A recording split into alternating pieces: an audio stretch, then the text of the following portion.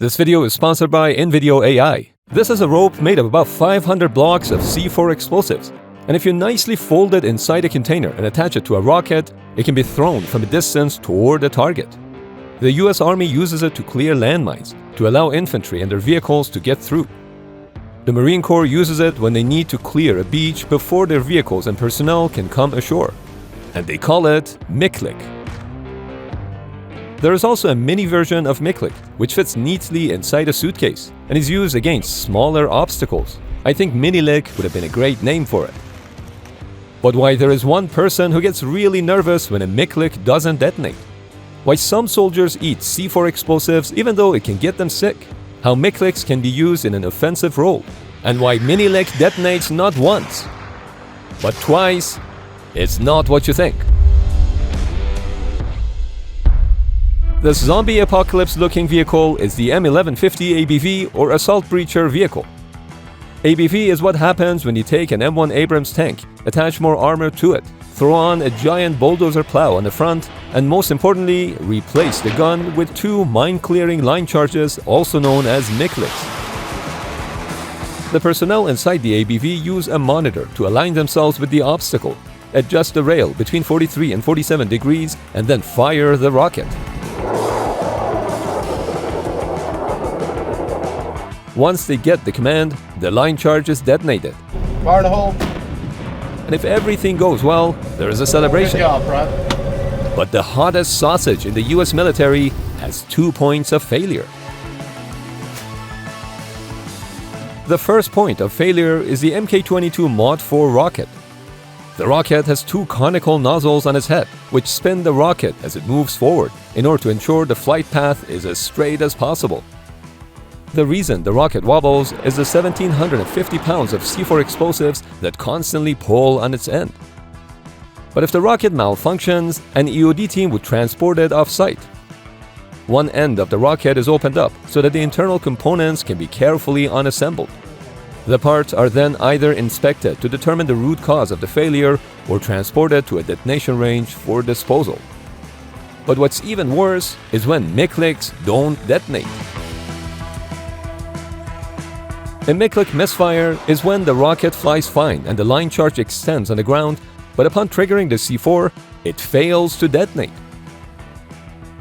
This is a nerve-wracking situation, especially for one person. Remember, there's typically a 200-foot standoff distance between the ABV operators and the first block of C4. But if there's a misfire, the ABV must drive right up to the explosives, and one lucky person has to get out, place a saddle charge on a C4 block, and while the driver waits for him inside the vehicle, he has to light the fuse and then do what's known as a Medal of Honor run. He only has 3 minutes to get into the ABV and make it to safety. It's the scariest thing I've ever done in my life, for sure, and I love it. By the way, this is called hang fire, when there's an unexpected delay between the triggering of the charge and it being detonated.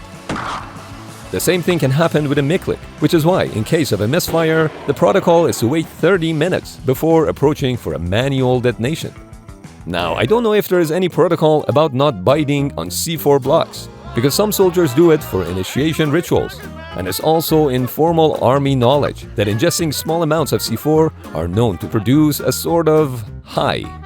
But don't try this at home. The side effects include nausea, seizures, and your doctor having to wear a full EOD bomb suit for their own protection. But don't try this at home. Obviously, I had to improvise that last bit of footage, but it is possible to make a video without having any experience in video editing. Thanks to invideo AI, it's this easy. I want a 3-minute video about the pros and cons of joining the military. Use a female British voice and small yellow subtitles. Using my text prompt, invideo AI will create an engaging script, source high-quality and relevant footage and realistic-sounding voiceovers. Within minutes, you can review the first draft of the video. There's a deep sense of pride and honor that... To make any changes, simply ask what you want. Translate to French. You can also manually change the shot if you're looking for something more specific. Another great feature is that you can clone your own voice and use it in the videos. This is actually not my voice, but my AI-generated voice. You can try InVideo AI for yourself completely free. And to create videos without a watermark or use the voice cloning feature, you can opt in for as low as $20 per month. This is a fraction of the cost of otherwise subscribing to video editing tools and purchasing stock footage. So just click the link in the description or scan the QR code on the screen and use the code NWIT50 to get 2 times the number of video generation credits in your first month. ABVs are the #1 target in a large breaching operation. This is why they have these zigzaggy covers on the turret for attaching additional explosive reactive armor, which helps protect the ABV against incoming attacks. In fact, ABVs have such a dangerous job that in military doctrine, each step of the task begins with the phrase, "If the vehicle is still operational." Talk about hazard pay for the crew.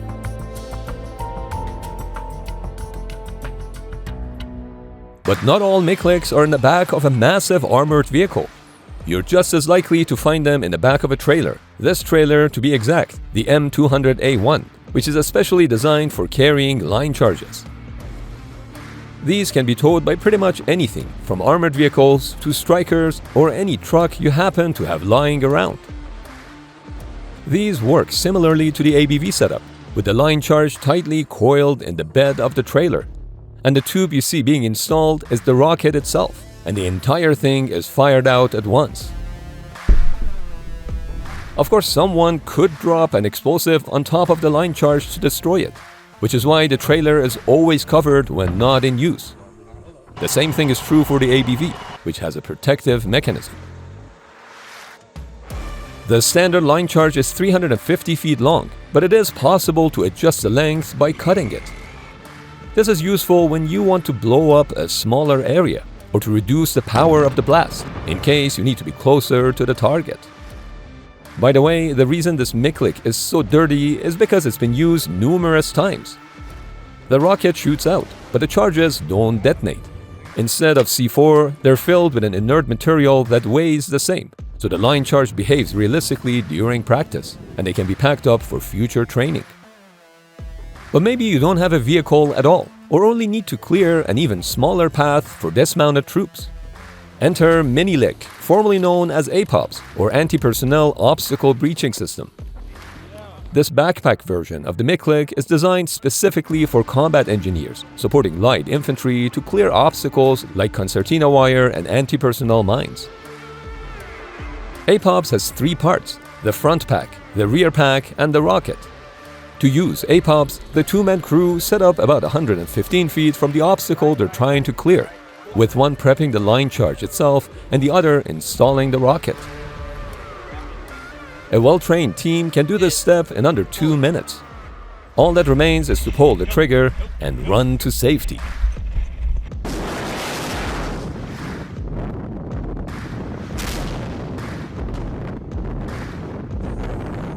In a full-size MICLIC, the end of the line is attached to the container or the vehicle, which is heavy enough to hold the other end of the line charge in place and prevent it from overshooting the target.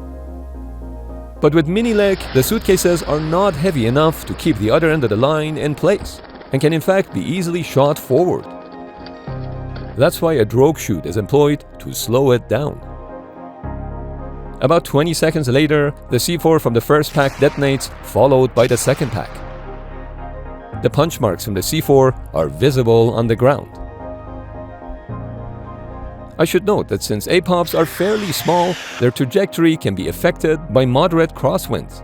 So before pulling the trigger, an adjustment may be needed to account for the wind.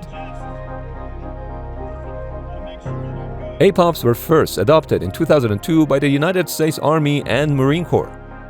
The idea was to replace the famous Bangalore torpedo. We got some Bangalores! Bangalore torpedoes are 5-foot-long metal tubes packed with explosives, where the sections could be joined together. Upon detonation, the shrapnel from the metal casing is what cuts the barbed wire.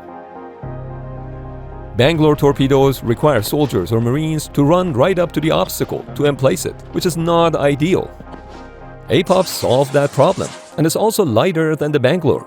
But that doesn't mean APOBs aren't heavy, with all components weighing a total of 125 pounds. That's why these people running won't be having a big smile on their face. Exploding a line charge by itself doesn't mean it's safe to go yet.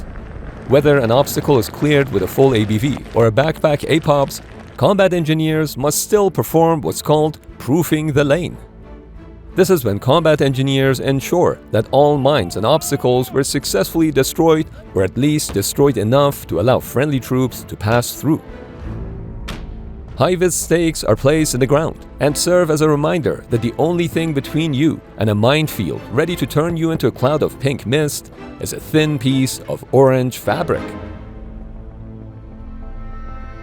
Aside from the United States, some other countries have their own version of MICLIC, like the British Python minefield breaching system, which uses a 250mm L9 rocket motor, and the Russian UR-77 meteorite. During the Russia-Ukraine war, both sides have been observed to use MICLICs, but occasionally in an offensive role.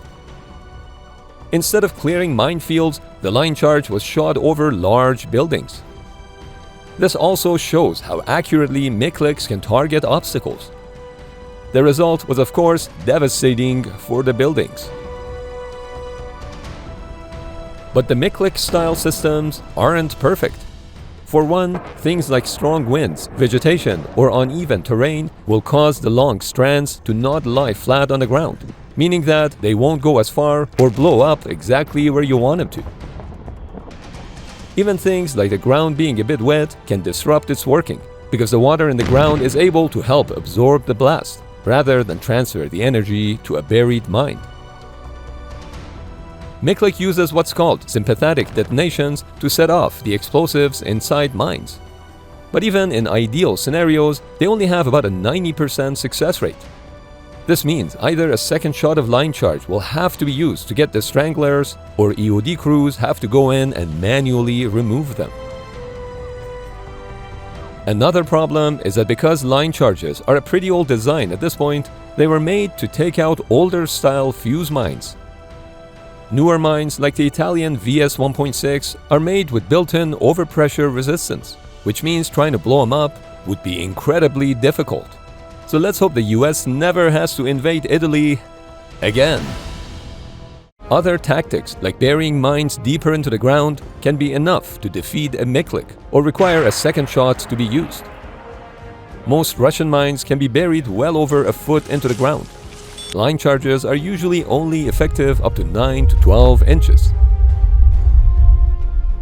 This is why certain technologies are being tested as possible replacements, such as firing microwaves and radio frequencies that would detect or disable the fuses in the mines. Or through large remote-controlled ground drones that use spinning chains called mine flails in order to set off the explosives in front of the vehicle. One technology being tested is the ground obstacle breaching lane neutralizer, which spots mines with an overhead drone, then fires guided mortars right on top of them. Despite all their shortcomings, shooting line charges at mine emplacements doesn't seem to be going away anytime soon. But please, whatever you do, just don't be tempted to eat what's inside of a MICLIC.